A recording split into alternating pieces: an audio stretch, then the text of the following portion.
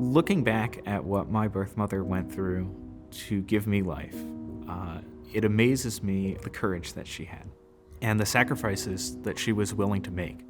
My name is Nathan Sullivan, and just over 30 years ago, I was conceived when my mother was raped. Out of darkness comes beauty, and Nathan is the beauty that came out of that darkness. My name is Kathleen Folan, and I live in the San Francisco Bay Area. So I grew up in Spokane, Washington. It was a really sheltered but beautiful upbringing.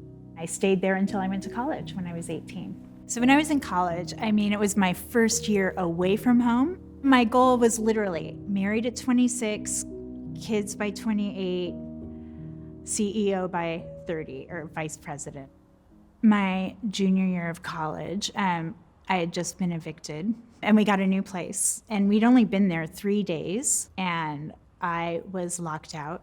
I went to this friend of a friend and asked if I could hang out there. We drank beers, too many beers. He gave me the keys to his place and said that I could go sleep in his bed, and when he got back, he would sleep on the couch. And then when he got back in the middle of the night, he took advantage of me, and when he raped me. I think I was just so ashamed I didn't tell anyone. A month later, I felt nauseated every day. One of my roommates, she took me to the grocery store and got a pregnancy test.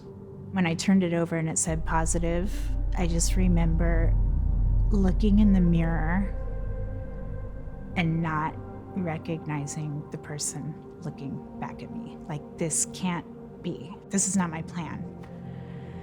And I panicked, but at the same time, I knew God created the life inside of me.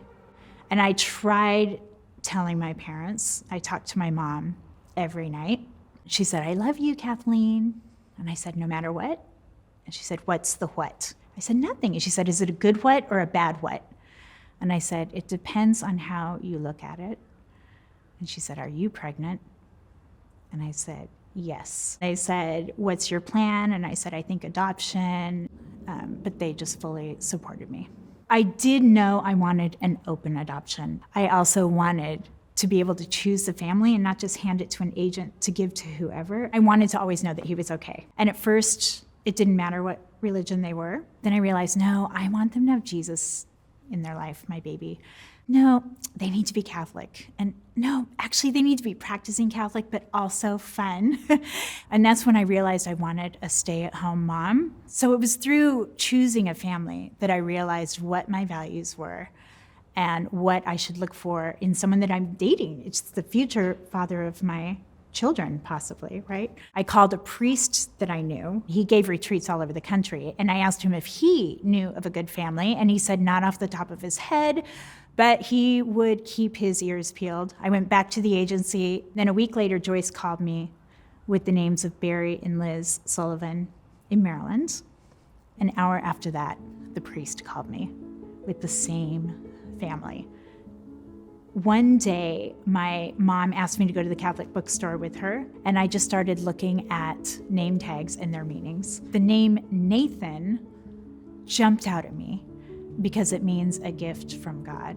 And I couldn't get it out of my head all day, but I didn't want to suggest it to the Sullivans. I asked them, "Have you thought of any names?" And they said, "Well, we're trying to decide between Jason and Nathan." So I told them the story, and they said, "Then Nathan it is, Nathan Charles Sullivan." My biggest fear was that I would hold him and not be able to place him for adoption, and also seeing my parents' pain. When he came out, the Holy Spirit was so alive in the room. I held him, my mom was with me as I held him, and then my dad looked at him, and then he said, "Do you want me to go and call the Sullivans and tell them their son has been born?" And I said, "Yes." After he was baptized, I placed him into Liz's arms, and Barry welcomed all of us into his family and said it was like he had new long-distance cousins and relatives, and anyone can come and visit. And I kept him until day 6. Then I went back to college less than 2 months later and looked for an apartment for me and 5 girlfriends, and just went back to life. But every night I would cry, like every night, because it's such a huge loss. And sometimes I didn't know how I could live without my baby, which was just such a big part of me. 10 months later, Barry called me and said I should come and visit them. And as soon as Liz drove onto their cul-de-sac and we went into their house, and Nathan was playing with his sister, and he had a mom and a dad, and they were gonna start dinner, I was totally at peace. I'm like, I knew then with 100% certainty that I had made the right decision, and then I didn't cry every night. I came back, and I was sitting in the middle row with my girlfriend, and I was showing her the pictures from the trip. My husband saw the pictures, and he said, "Is that your little brother?" And my friend blurted out, "No, that's her son. I placed him for adoption, and I just spent a week with his family back east." In his mind, he said, "I am going to marry that girl." And it wasn't in spite of my adoption story, but because of my adoption story that he was attracted to me. After that day in the van, we started dating a couple months later. We dated for 2 years when we got engaged, and we were married a year later. The thing that struck me most about when we first met again was that the bond and the love was almost as if we had never been separated. My mother's story and my story shows that the decisions that she made didn't have to mean that her life was derailed. Did it change it? Sure. But she had the strength and was given the grace to pick up the pieces and move on and move forward and build a great life for herself and her family. In college, I had a vision of what I would be. And if I look now at my life, it is so much better than I could ever have imagined. The biggest misconception that people have about abortion from rape is that it will heal the woman from that rape so that there is nothing to show for it.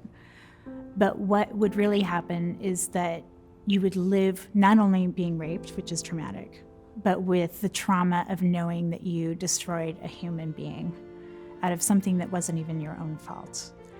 We're talking about a human being, a child, who's going to have that first breath, that first laugh, that first smile, those first steps, all those firsts, his first day of school, his first kiss.